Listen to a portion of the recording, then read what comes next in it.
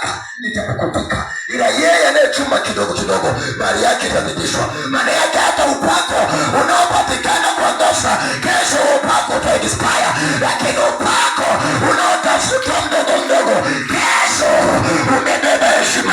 Nataka nikwambie, jana walikudharau, lakini heshima yako inakuja, maana una ndoto. Sikiliza mwana wa Mungu, una ndoto.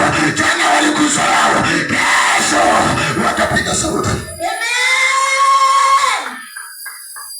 Yusufu heshima yake ikatokea kuwa mnyenyekevu tu. Wacha nikueleza jambo moja. Kuna mhubiri mmoja nikutana naye Dar es Salaam, akiwa kanisani walimwita Bwana Mavi. Nataka tuanze kumshukuru Mungu, lakini wacha nikueleza kitu hiki. Akiwa kanisani walimwita Bwana Mavi kwa sababu huduma yake ilikuwa kusafisha tu. Ukimtafuta, ukifika kanisani ukiuliza jina lake hawalijui, wataanza kukutajia majina na au unamtafuta Bwana Choo. Si unajua kuna yule mdudu fulani anaitwa dingi Huwa sisi wazazi wetu tunawaita madingi. Si unajua kuna mdudu fulani anapeleka kama vya ng'ombe na mnafrani hivi. Si ndivyo? Wale wanaitwa madingi wale.